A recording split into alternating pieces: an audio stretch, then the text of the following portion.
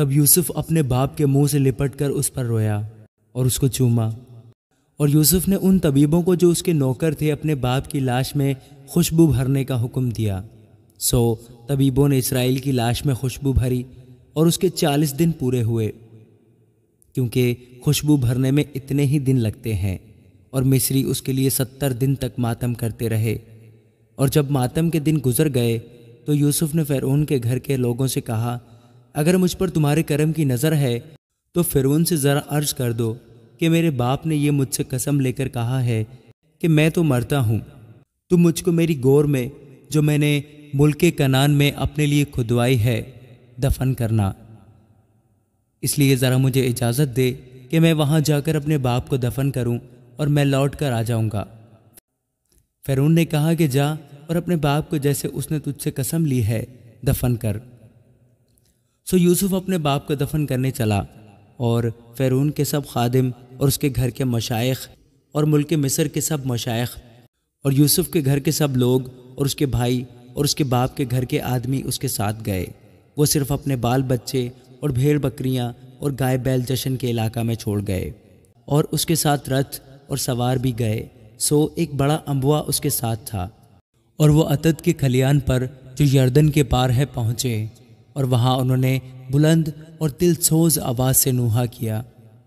اور یوسف نے اپنے باپ کے لیے 7 دن تک ماتم کرایا۔ اور جب اس ملک کے باشندوں یعنی کنعانیوں نے عتد میں کھلیان پر اس طرح کا ماتم دیکھا تو کہنے لگے کہ مصریوں کا یہ بڑا دردناک ماتم ہے۔ سو وہ جگہ ابیل مصریم کہلائی، اور وہ یردن کے پار ہے۔ اور یعقوب کے بیٹوں نے جیسا اس نے ان کو حکم کیا تھا ویسا ہی اس کے لیے کیا، کیونکہ انہوں نے اسے ملک کنعان میں لے جا کر ممرے کے سامنے مقفیلہ کے کھیت کے مغارہ میں، جسے ابراہیم نے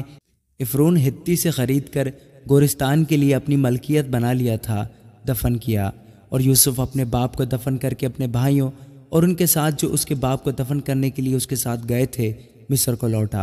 اور یوسف کے بھائی یہ دیکھ کر کہ ان کا باپ مر گیا کہنے لگے کہ یوسف شاید ہم سے دشمنی کرے اور ساری بدی کا جو ہم نے اس سے کی ہے پورا بدلہ لے۔ سو انہوں نے یوسف کو یہ کہلا بھیجا کہ تیرے باپ نے اپنے مرنے سے آگے یہ حکم کیا تھا کہ تم یوسف سے کہنا کہ اپنے بھائیوں کی خطا اور ان کا گناہ اب بخش دے، کیونکہ انہوں نے تجھ سے بدی کی، سو اب تو اپنے باپ کے خدا کے بندوں کی خطا بخش دے۔ اور یوسف ان کی یہ باتیں سن کر رویا، اور اس کے بھائیوں نے خود بھی اس کے سامنے جا کر اپنے سر ٹیک دیے اور کہا، دیکھ ہم تیرے خادم ہیں۔ یوسف نے ان سے کہا، مت ڈرو، کیا میں خدا کی جگہ پر ہوں؟ تم نے تو مجھ سے بدی کرنے کا ارادہ کیا تھا، لیکن خدا نے اسی سے نیکی کا قصد کیا تاکہ بہت سے لوگوں کی جان بچائے۔ چنانچہ آج کے دن ایسا ہی ہو رہا ہے، اس لیے تم مت ڈرو، میں تمہاری اور تمہارے بال بچوں کی پرورش کرتا رہوں گا۔ یوں اس نے اپنی ملائم باتوں سے ان کی خاطر جمع کی،